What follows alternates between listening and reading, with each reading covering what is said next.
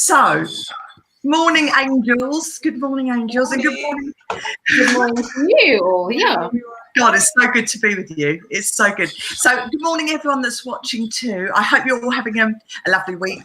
Well, as lovely as you can all make it, you know, and doing, you know, the things that we've never had time to do before. We've managed to get that time right now to make it special.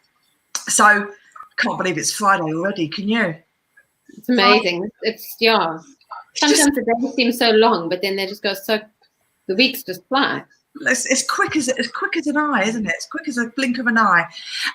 So it's Friday. So this week I'm trying to get used to this new system. So the reason why I'm stumbling a bit is because we're now using StreamYard, which is the new system. So I feel like I'm in a TV studio. So I've got like red lights going on me. Stop. But yeah, so I'm really excited. So I've got streaming down the bottom. We've got all of our email addresses. Let me just turn this off. I've got the talk. We're just having good news, right? We've got lovely. Yeah, this is so wonderful for us. So if someone else joins, I've got room for another person live as well. So hopefully we'll get someone else joining as well. But that's fine because we've got a lovely, beautiful therapist today. So today's therapy talks, we're going to be talking about vulnerability, and we're all traveling through this madness that's going on at the moment, and people deal with things in different ways. And for me, I mean, I'm a very one of these people that's kind of an open book. But I never used to be like that. But I found that vulnerability for me, it allows me to experience the beauty in full of life, and it means that I feel alive. Because I'll give you an example. I'm good at my examples. I've got a whole list of examples, but the most recent example was I started talking about my past recently, which involved breaking up with my baby's father, not baby anymore, obviously, but my son's father, and medical conditions that I have been going through and experiencing, and the breakdown of different relationships in my life that were very important to me. So all of these things I've started to talk about, and going back, say, 15 years or so, it was like I couldn't talk about it. It was closed off inside. And as soon as I started doing a lot of work on myself, admittedly, and NLP helped me so much with that. As soon as I started working on myself, I found that by talking about things, but I became vulnerable, yes, but I also started healing, and I also started to experience trust and beauty and companionship and real friendship as well. So to me, vulnerability means that I'm alive and I'm living to my fullest, So I'm going to throw it out today to someone who's going to start. I'm going to go for Kate. You're there. Oh, hello.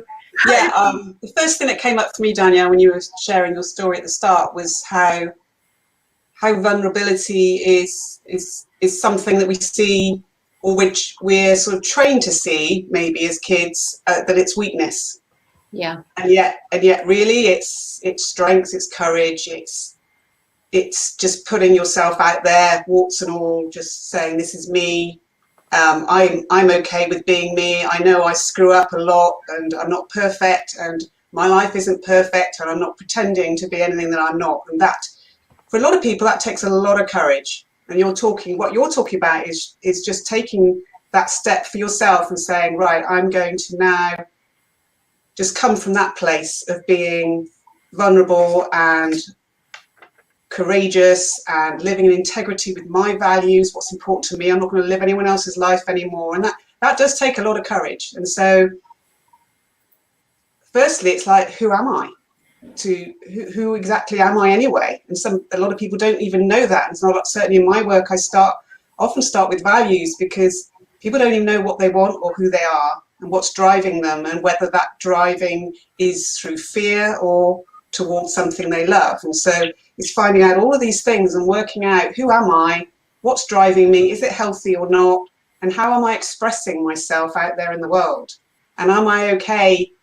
Am I doing it from a point of being okay with myself, or am I doing it through fear that someone might find out who I really am, and then there's all the shame starts coming in and all of that. Yeah. So the first thing I would say is about, it's not a weakness to be vulnerable, but it's also very, very hard to do. And so it takes courage and a fierce love for yourself and a willingness to show up no matter what. And the other message I have is that no matter who you look at, no matter what guru you follow, they're just as messy and imperfect and screw up just as much as you do. And so don't look at these people as these gods that are going to be your savior. You know, your savior is here inside of you. And you know, maybe you follow some sort of religion that has a god and you look to them to save you. But really, most religions talk about love for yourself.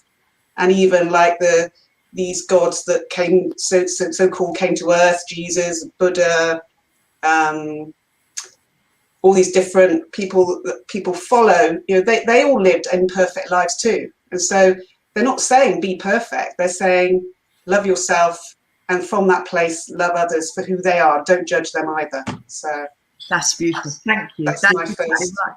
Imperfectly perfect.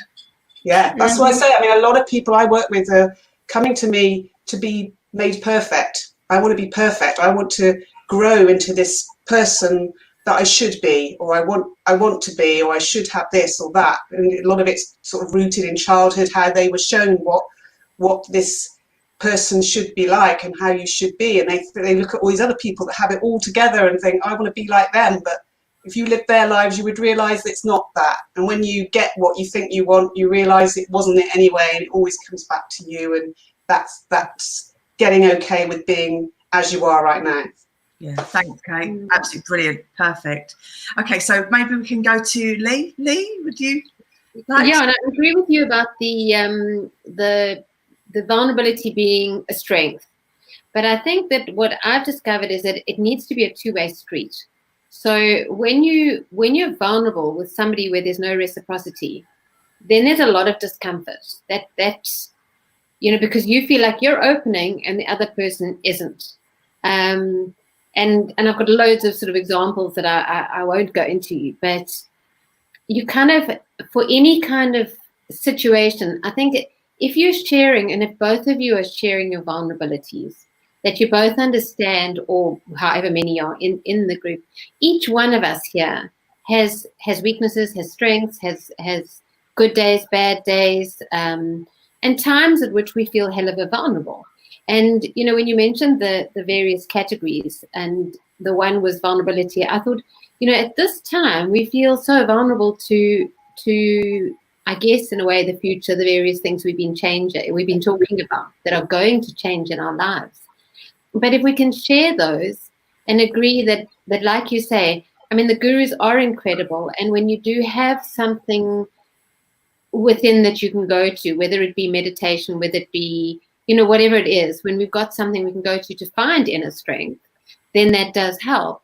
But sometimes you need someone with which to discuss your vulnerability. And I think we're all in those shoes here as a group of practitioners where it's actually nice to share. And sometimes even with a client, I mean, they might not necessarily they're not paying you to hear your story, but by sharing, there's a reciprocity, and you're bringing up that relationship with that person and letting them know that, yeah, I can work, I can help, but hey, I get it. I've been there. I understand it. And it does show strength. I think you're so right, Kate. Yeah, it does. It really does. I can add to that. Of course it does. Please, yeah, please. Well, I think vulnerability is a natural state for a human being. I mean, we all have that at a certain level. It's not like some are vulnerable, some are not. And I think our capacity to control what happens externally is kind of limited in the physical realm. I mean, we're like ants, right? We have a big tsunami, big earthquake, and we're wiped away. And this is the truth. It's not being positive or negative. It is the reality. So everything that we have built around us as a society, and each of us individually, I think it's a more or less a conscious effort to create a sense of stability, of security around us, a false feeling of confidence, if you want, to hide this feeling of vulnerability. But if one dares to go inside, and this is not an easy thing, and should not be taken lightly,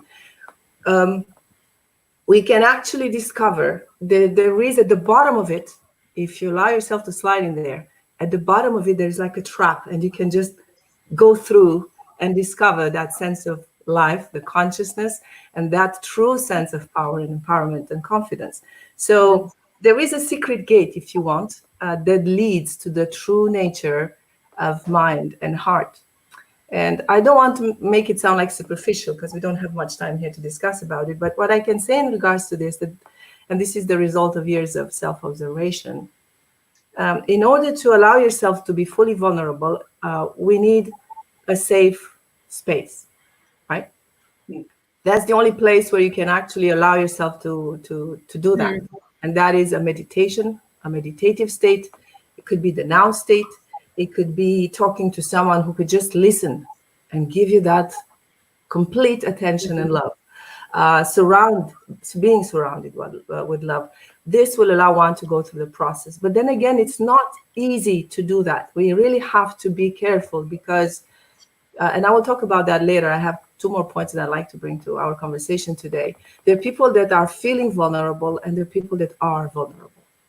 And there are really people that are suffering now, people with serious diseases, people with serious depressions, single mothers, people that have no means for living, women that are being aggressed at home. I mean, there is a high level of vulnerability that is real, and we cannot just go and do the meditation. About this, I would like to talk a bit later. But that transition, it is possible from this state of extreme vulnerability that one might feel in one's life, can happen if you allow yourself to slide in there and allow yourself to dive deeply, deeply, deeply. When you reach the bottom, then you realize that sense of confidence. Because what would be, Danielle, what would be for you the opposite to vulnerability? Strength?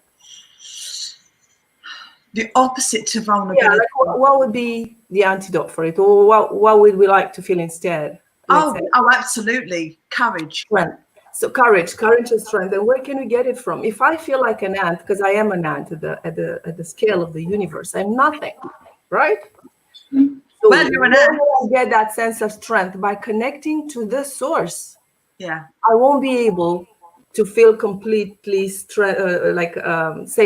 and secure unless I feel connected to something greater. And I think that's the key, to allow yourself to feel vulnerable, to reach the source. I don't know if that makes sense to you. Oh, I loved it. Oh, that was so beautiful, Susanna. Thank you. That was amazing. I really do want to we'll do some techniques and maybe some meditation in a minute, but we'll come to Lena. But oh my gosh, that was just beautifully put as well, wasn't it? It's lovely. So Lena, my darling, talk to me. I would love to just add on to what everyone else, I mean, a lot of the topic has been covered already in a basic level, just scratch the surface. But I wanted to add, as taking on from Susanna, as the way we experience the world at the bottom line, and also Kate mentioned, we are human. We are on planet Earth. And vulnerability is something that every single human being, whether you speak about it or allow it or whatever, you have it as soon as a human being is born, is nothing else but vulnerable. Yeah. And from a very, very young age, we learn to be hushed because the baby cries. So that's not, let's freak out and make the baby stop crying, not just stop crying. And a lot of that kind of carries on with us in many ways through life, learning from different experiences, and everybody has a different story. Like Susanna mentioned, there's real hunger, there's real poverty, there's real struggle. And there are things, however, in everybody's life, regardless of the degree to which we may be compared to other person, but each and every individual goes through their own processes, and each and every individual was born and was that vulnerable baby once, and was put through certain experiences from which they've learned how to juggle their world and how to make each and every individual has learned, okay, this didn't work, next time I'll try harder, I'll cry more, or I'll have to shut up now. And we learned that vulnerability is something that makes people uncomfortable. And we learn in one way, whether it's conscious or unconscious, that we learn that vulnerability makes other people uncomfortable, and maybe we're not liked enough or accepted enough, or whatever the case may be. Then from that, there's a lot of unresourceful scenarios that come throughout the rest of our life. And maybe that is a good time now for us to share where we can help. Lena, that's thank you so much. I love that analogy, because when we are a baby, you're right, totally, we are vulnerable, and we learn how to protect ourselves and to almost go into our shell and retreat, and then we need to relearn how to get that beauty and that vulnerability out again, so that we can be reborn. It's almost like that, isn't it? It literally is. Thank you. That was so beautifully put too. Oh, I just love you all so much, because it just makes sense of everything. It's wonderful. So when you're feeling that vulnerability as well, or if you're feeling that awkwardness, if you get to the situation, like right now when my dog's trying to take over the stream as she does, beautiful, deal with the dog. So when you're feeling that awkwardness, where are you feeling that in your body? And is there a trigger for that awkwardness? Is it something that's being repeated in patterns? Or is it just something that's kind of like you're doing something and something's just hit you and you feel awkward and you're scared to show who you are? So it's almost like looking at the different angles. Why? Or maybe you're just in a situation where you are vulnerable, exactly like what you've been saying. So it's figuring out where that source has come from, so that your feelings that you can't be vulnerable, and where are you feeling it, and what does it need? So Kate, I learned so much from you, because you're an amazing practitioner as well. So Kate, we could go to you today, but it's like, where do you feel it? What does it need? And how can that feeling, whatever you're feeling it in your body, how can it be resolved? How can it be released? You know, maybe Kate, we could come back to you and just I think the way I see it is that it's a fear, and it's not something to be pushed away or pushed down or denied. It's something it's fearful. It's like a child that's scared and wants love and affection and be told it's okay and there's nothing wrong with you and all these sort of things. It's a part of us that is scared like a little child, and it's a case of, what I envisage is like that child just needs holding and loving and not being shamed for being what it is. So first thing is, don't reject it. Accept it is a part of you, and it's a valid part of you that has a message. And then what is that message? And I know we all do this work in different ways, but it's finding out what is that message, and then what can we learn from that about ourselves? What can we do to make that part of us feel safe again, and to release that tension or fear or whatever it is inside of us, pain, sometimes physical pain in the body. It can be manifest in many different ways, and it's a case of how do I just accept this for what it is? It's a bit like Susanna was saying, go through it, allow it to go through it, and underneath will be the love and the light and everything else that you're looking for, all those beautiful feelings. It's there, it's just hidden underneath the fear. But the fear is not to be rejected, the fear is to be accepted, and there are ways to do this. And certainly if we're talking about severe trauma, whether it's in the past or now, then you probably need help to do that safely, so that you feel safe to do so. And that's what we're all trained to do. And it's a case of one way that I've talked about before is I like to do is say, okay, well, what's this fear? What's that feeling? Where is it in my body? What does it feel like? And then we can do all the submodalities as we do with what color is it? What's the shape of it? Yeah. What does it like to be called? Ask it. What do you want to be called? You know, we can do parts where we take it out of ourselves and allow it to sit next to us and ask it, what do you want? What's your name? What can I do to help? You know, accept it and talk to it and look at all the ways that it's expressing itself in you, in your body. Is there feeling? Is there moving? Is it hot or cold? All those things. And then find the part of you that's safety. Where's safe? And what does that feel like? And then take that feeling and move it over to that feeling and allow that part of you to feel safe. And a lot of the times when I work with people that have got such a barrier up, it's like a big wall or a steel ball around their heart or something. It's so hard and they don't believe they can get through it. And it can take a number of times to slowly just try and accept a little bit, just step in to that beautiful feeling and then step out again. Don't force it in. Don't try to make it feel different, because then you're not accepting it for what it is. You're trying to help it. You're trying to allow it to flow and accept this love that you have for it. And then, you know, it's a subtle thing, but it makes a big difference, because as soon as you start saying it's wrong, I've got to change it, then the barrier comes straight back up again. And so it's a case of how do I do it safely so that all of me feels safe? And then you're just going into this way of accepting that feeling of safety. How do I make it safe? But bit by bit, but not because I want to make it feel safe so I can change it, because then the barriers come straight up. So it's just there is a subtle way of doing it. And when somebody is very scared or very vulnerable, whether it's a past thing or something's happening now, you do have to do it slowly and carefully, because they are in this heightened state. And the first thing probably is just to get them to relax to a point where they just feel relaxed enough to even start the work. And that can take many sessions just to get someone to relax enough to start to trust and go into this feeling.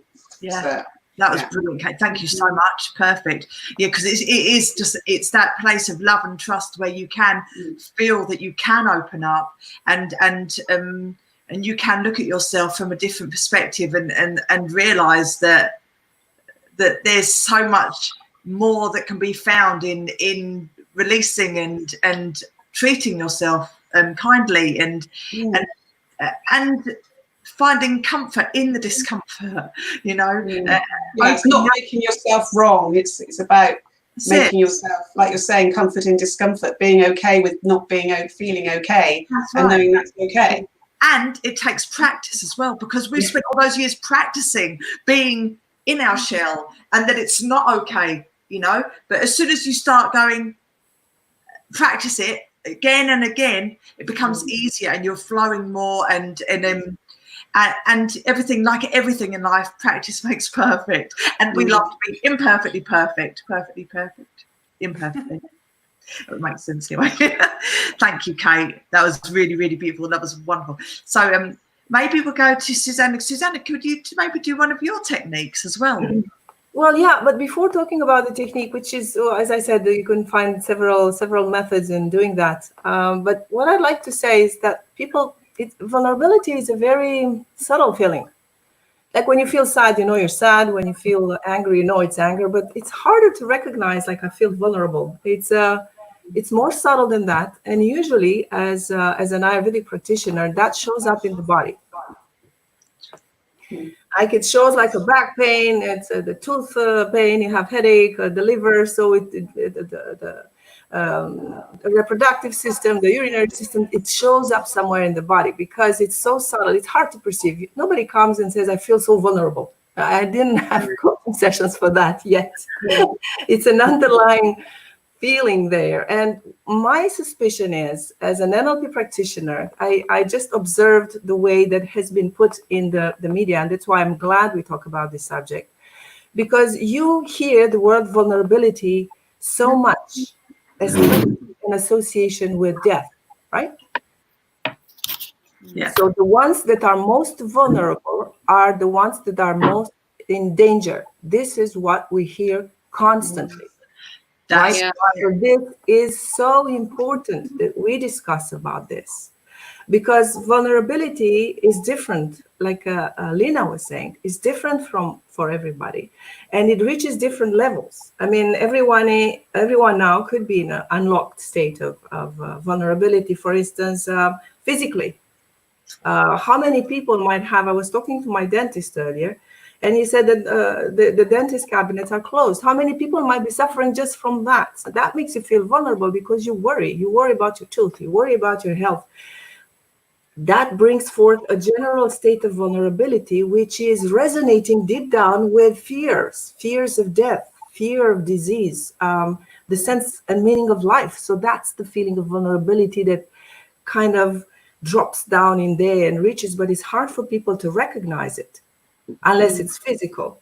So I think it's important that we understand that the words that we're using in NLP, we know that very well. The words that we are using are highly hypnotic. That's why, for instance, if somebody is angry, if you tell them stop being angry, it won't work.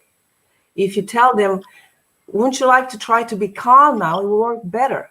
But if you constantly hear, if you're vulnerable, you're in danger, then for God's sake, of course, people will feel more fear. So this is an important thing for people to understand, that watching less the social media and the mainstream media will be a good remedy for that to start with. Taking all the precautions, making sure that they're safe and healthy, but watching less of these subliminal messages that are being constantly bombarded. This is serious. I mean, I'm not even joking. No. Because at any point in time, we are in a state of trance, and we know that.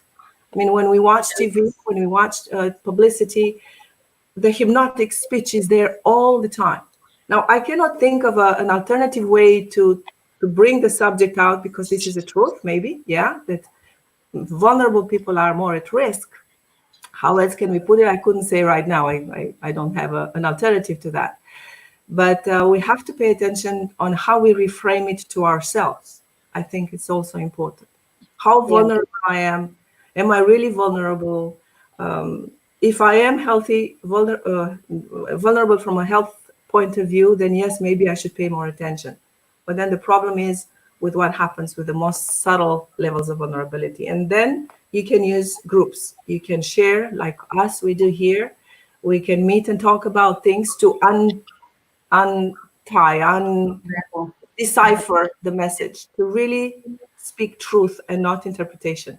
I don't know if that makes sense, but that would came to me. It does. It was brilliant. Now, what do you think about that? Yeah, Lee, go on. Sure, I'm hypnotized by Susanna's voice. But you are. It's a very big truth, and I think that's something I hadn't actually sort of put into or thought about, was the fact that the more vulnerable you are, the more at risk you are, and you're at risk because the messages that we get from the media. But it's fascinatingly true, because we are so incredibly hypnotized in life. I find with my practice, so often sort of people, they want to come for therapy, but they're so scared that the hypnotist can control their mind. But in actual fact, we control our own minds. Like I've said before, I'd hate to get into someone else's mind. I've got enough going on up in my own. But and they feel vulnerable when they come into your office. So if you're giving them a perspective of love and reciprocity, and then going back to what Susanna's saying, and allowing them to know that we are in control, but by opening up and shedding the layers, it goes back to that onion sort of thing, where just let go of a little bit and see, let that underneath stuff that you're talking about, that love, that depth, because yes, we're born as little vulnerable babies, but we're also born with, I think, the way I sort of perceive it is that we're just these perfect little creatures. And over time, we learn to moan about this and that, and the hair's curly or the hair's short or the hair's long, or I'm fat or I'm thin or I'm tall or whatever. And we become vulnerable about who we are, when in actual fact, each and every one of us is, and I'm now talking on the feeling of vulnerability rather than the actual physical being vulnerable in a situation where you do have no house, or you do have, and that comes with a whole bunch of other fear, which And it's quite difficult in a situation like this to know exactly which one we were talking about or at what level to talk. Because, again, with therapy, you know, it'd be so beautiful to work with people who are feeling vulnerable right now. And you can easily do that online because it's easy to work with one another to just help guide through the meditations, just guide them through the love with someone who's in that real desperate feeling of having nothing, of being physically vulnerable to life in a situation, no food or illness or whatever. From a distance, that becomes difficult. And I think that's also bringing it back to lockdown. And the reason we always, we all kind of started this, is how do we reach out? How do we help those people? How do we get to, from a distance, where did they get their input or their, I don't know, because one-on-one with a client, it's easier to work with somebody who's in a situation like that. Yeah. But it's that real depth. And I suspect that person at this point wouldn't be watching this show. So it's not, this conversation, because it's not really, they wouldn't have necessarily the access to it. But how would we be able to help and share and communicate and be involved in some way on a greater scale, helping those people? And also the other thing that just popped to mind as well is exactly, and what you were saying, Susanna, as well, is that the media are labelling a certain group of people as vulnerable. Yes. But those people maybe not wanting to be vulnerable. So it's a state of mind as well. So if you're labelled something, that means you are it. Well, who's there to label us? Do you know what I mean? We can label ourselves. So you're so right. Labels, rip them off, shut them away, start them again. Because we are ourselves, right? Yeah, and because sorry, carry on. This label with the label, with the vulnerability. I did mention earlier how we all are vulnerable, but what I left out, to come to the topic now, is yes, we're vulnerable as that physical human body, as in when you cut, it bleeds, when it will bruise. Yes, it will. However, there is so much more to that than the physical body. We are intertwined of so much more that, yes, those messages are there. And for the people that are watching us right now, what is important to remember is be aware that somebody is controlling the way you think, and somebody is fearful and is projecting fear onto you. It wants you to behave in a certain way. That's why it's called mass media.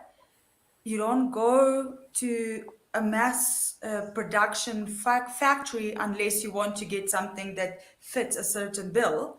Then why would you listen? It is exactly the same thing.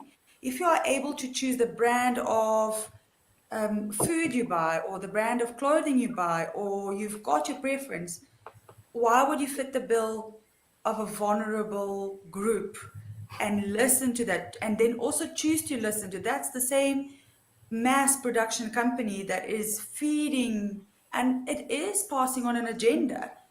That agenda, whether you should know what it is or shouldn't know what it is, it's irrelevant.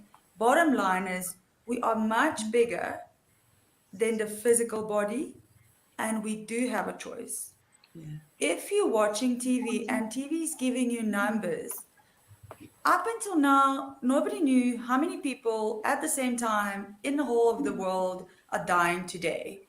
Yet we all know people are dying, and it's not to say ignorance. I'm not being ignored because ignorance is bliss. It's not. Yes, be aware.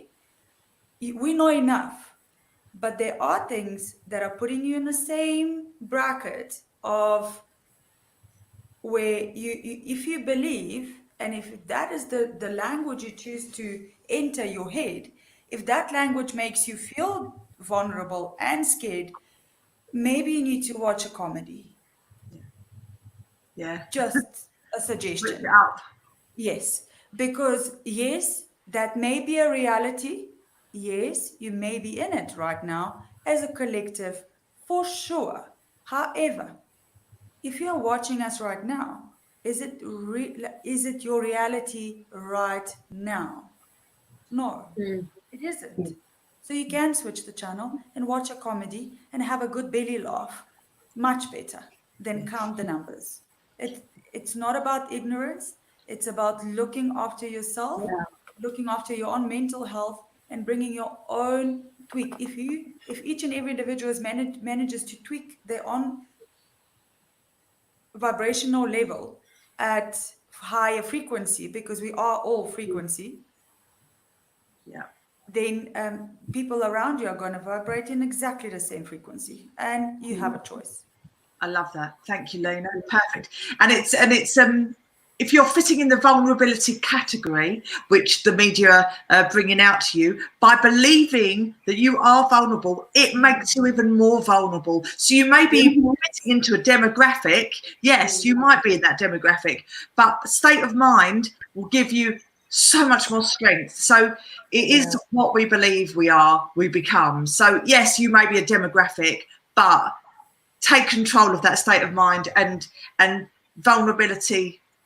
Change that to strength and courage. So if you're in that category, just that. So let's go to has anyone else got anything to say? Maybe we can do a little meditation. I think that would be really lovely. Should we do that? You know what you were saying, Susanna, earlier? You had a little technique. Well, not particularly for that, but I was just mentioning it as a possibility on how we can reach that. But it's, as I said, that since this feeling of vulnerability is different for each of us, you know, and there's no particular state, because vulnerability is a state of fear, right, and anxiety, and it's connected to deeply rooted beliefs, like profound beliefs of the fear of death, of fear of disappearing, fear of being wiped off. So this type of profound feelings I found in people. So I don't know, what do you think? Because what type of meditation? What I remember from the NLP training was one technique was that the falling through the emotions, like going through, imagining. Yeah, the trap door. That's what you're saying as well. Okay, so maybe if you want to do that, maybe you could do that. Let's do it. Let's do it. Why not? So you want to do it? Because since you're the mother of our vulnerability here. No, I want you to do it so I can practice it. Selfish. I didn't do a trapdoor one. I'd love to hear. Yeah, I'd love to do it. We call it the emotional drop through technique. Emotional drop through, yes. Yeah. Was that on the Masters?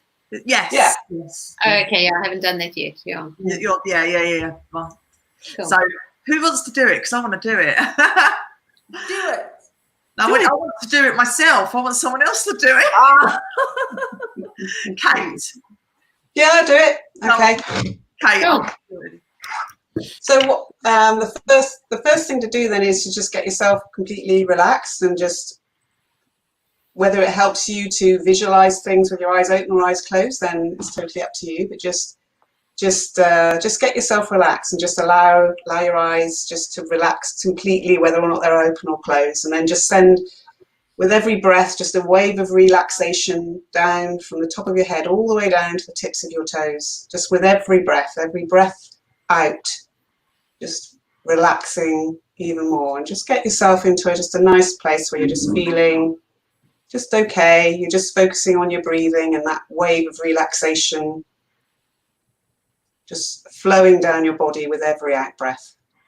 And just do that for a few moments. And I'd just like you to think, while you're doing that, just think of a feeling, an unpleasant, uncomfortable feeling maybe that's arisen in you in the last day or so. Just thinking of a time, an unpleasant and uncomfortable situation that you've noticed recently, and just noticing that feeling, or where is that feeling? And you're just asking now, we're not thinking about it now, we're just feeling it and getting to the depths of how you experience that feeling now. whether it's an idea in your mind or whether it's a feeling in your body, but just that feeling, just going into that feeling and not making it wrong, just allowing it to be. And just noticing if you've got a colour or a temperature with that feeling. Is there a shape? Is there sound with it? Is there movement? Is there anything else that defines that feeling for you? And just focusing on that for a moment. And then as you're doing that, I'd like you now to just step into that feeling even more, and then just allow yourself to drop right through it and just look at what's underneath when you do that. I'm going to go to each of you and just nod when you've done that, and then we'll just find out for you what's underneath. Danielle, what have you got underneath? Frustration. Okay, and Lee? It's kind of peace and love. Oh, wonderful. Good. Lena? I have love underneath. Love. And Susanna? Love as well. Nice. Fantastic. And Danielle, what was yours again? Frustration. Frustration. Okay, so the other three, just stay with that feeling of love, and I'd like Danielle now to taking that frustration and doing the same thing now. What's that feeling?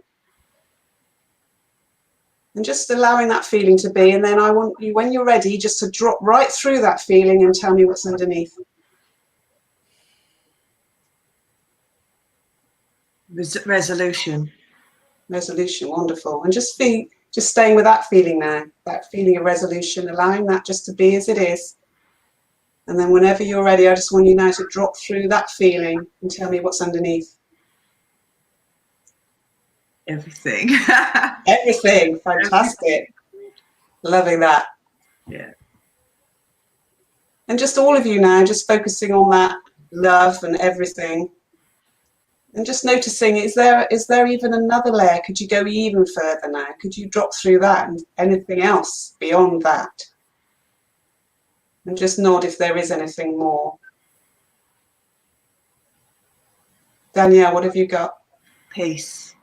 Peace. Beautiful. And Lee, did you have anything beyond? I have a sense of kind of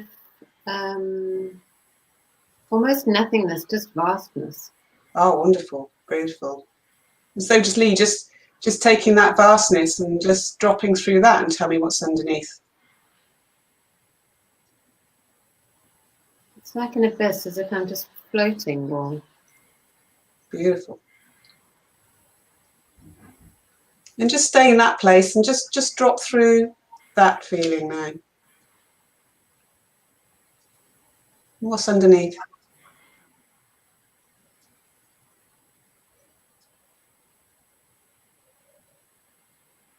Just immense calm. Calm. Beautiful. Loving it. Okay. And Lena, how are you doing? Just staying with that calm, Lee. And Lena, how are you? Anything below that love? Below the love was it's okay and also calm. Calm. Fantastic. Good. So just staying with that feeling now and just amplifying that feeling. And then Susanna, what did you have under the love? Well, it's space. I'm floating, actually. I'm kind of weird. Good. And is there anything below that? Do you have a sense of anything below that space, that floating? What's below? There's no below. There's no under. You were just expanded beyond. Yeah. Expanded. Fantastic. Okay, beautiful. And so I'd like you just all to focus on that feeling now that you're in there now. And just bringing all of that feeling now back to that old feeling, and just noticing how that old feeling is now changed when you bring that feeling into that place in your body where you felt that original feeling. Taking that feeling now and just replacing it with this beautiful, warm, love, calm space, and allowing it now to just expand out and expand into every part of your body now. And then just from there, expanding it out even further, so it's like a bubble surrounding you. Feeling safe and calm, full of love and that space just to be And then just taking that out even further now, expanding it out to your home, all of your loved ones, wherever they are in the world, and every being in the world. Just taking that feeling out, because it's never ending, this feeling. You can give out as much as you like, because you'll never be depleted from that feeling. It's the energy that comes into you, and it's there for you always and for everyone else. And just imagine now just taking that energy through for the rest of the day with you, for whatever you have to do today. Maybe you have something you're not looking forward to doing, just taking that energy, that feeling with you throughout the rest of the day and sharing it with everyone that you meet. And then whenever your mind and your body have made all those arrangements for you, then just come back to now and open your eyes. Oh, wow. I'm in a sparkle bubble. Fantastic. Very beautiful. Okay, thank you. Wow. You're welcome. Thank you. I love that technique. It works brilliantly with so many things. It's really good. Yeah. Very similar to what Susanna was saying before, really, about the trap, and dropping through. Oh, that was beautiful. It's important to keep going, even sometimes when you get to a place of nothing, there's a lot to go underneath. The nothing place is like in between the uncomfortable and the comfortable. So once you sometimes the nothing is something you've still got to get through. So often you go through a place, there's nothing, and then you drop through, then you find the love and the calm and everything beyond. And obviously Susanna went even further into expanded consciousness and everything else. And so it's important to get to a calm love place. Yeah. Pardon?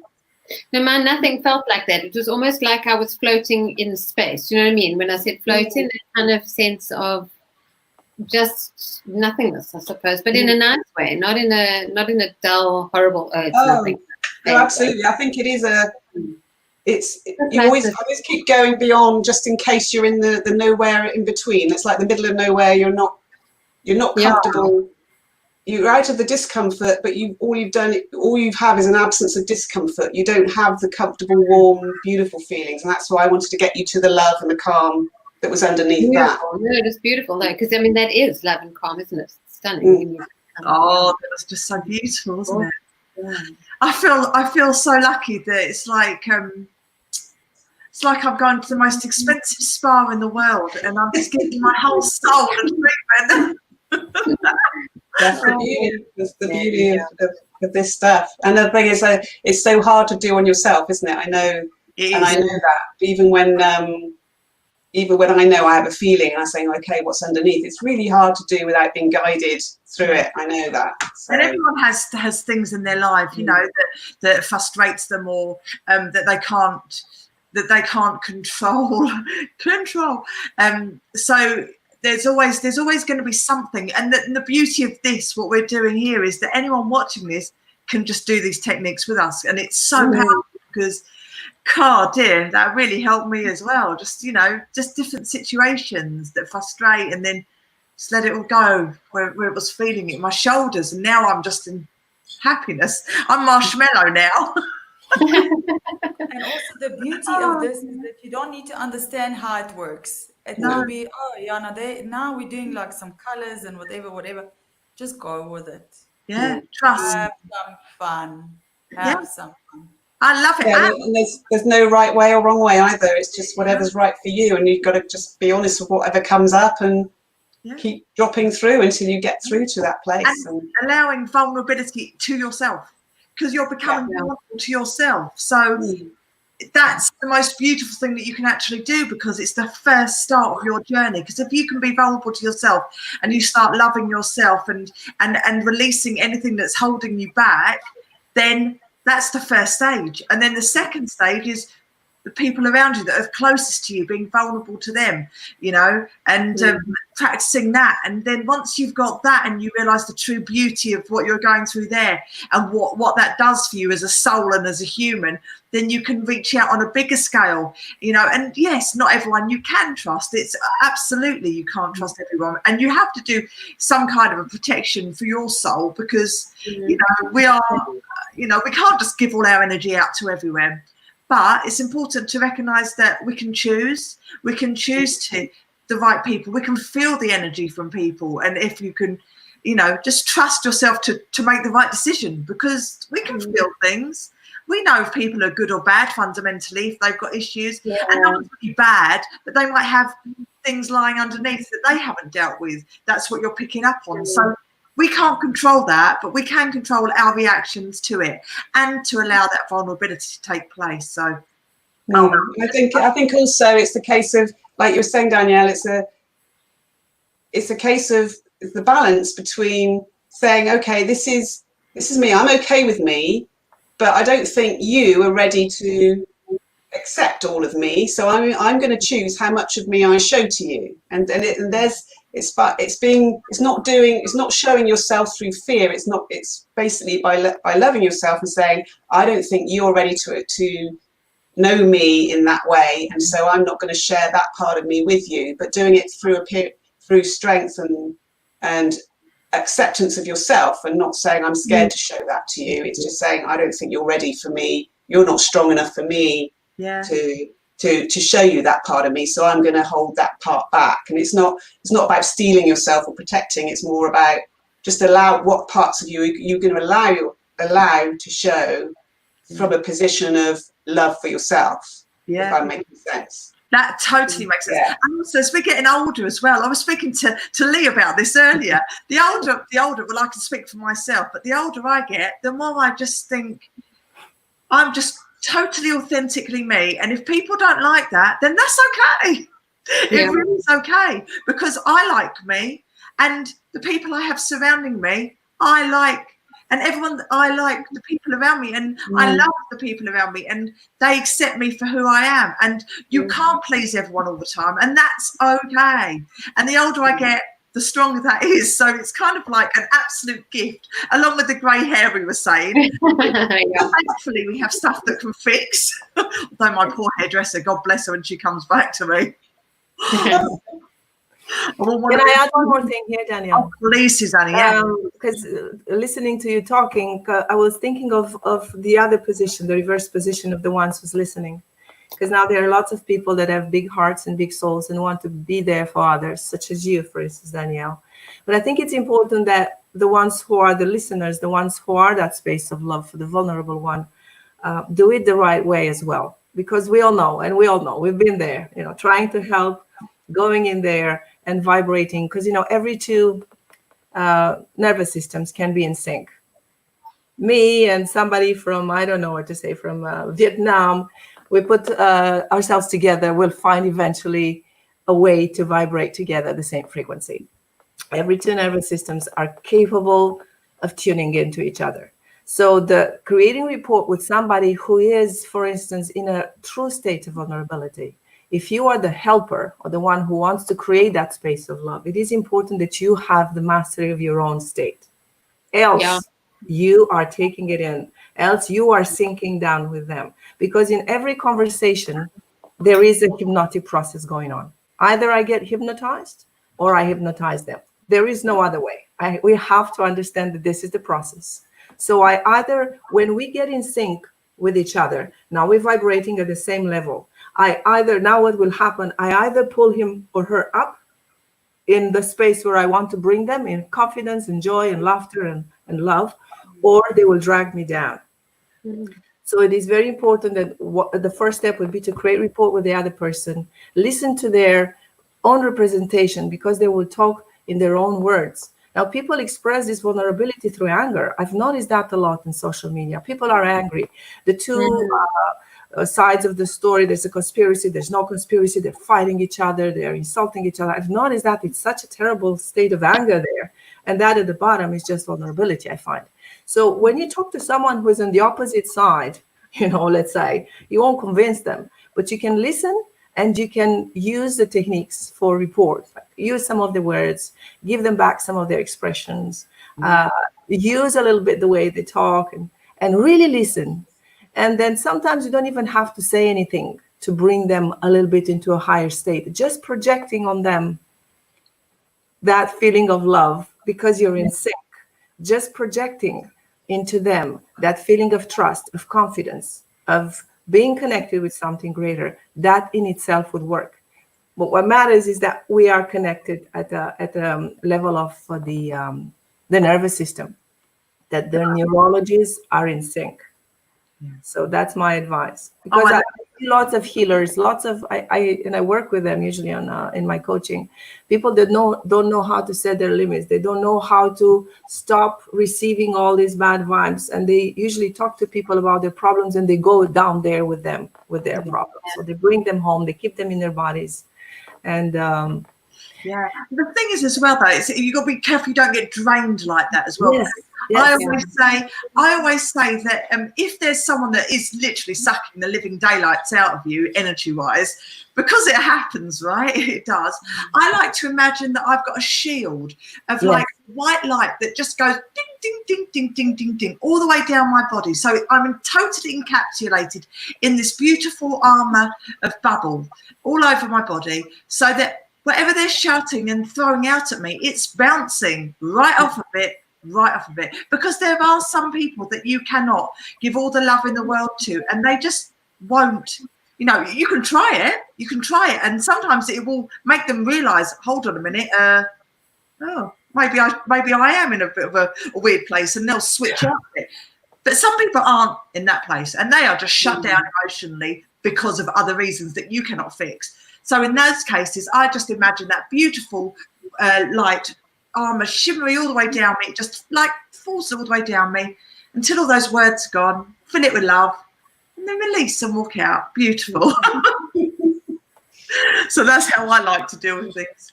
Has anyone, oh gosh, it's flipping nearly 12 o'clock again, flies. It does, doesn't it? Surrounded by you. Oh, I love you.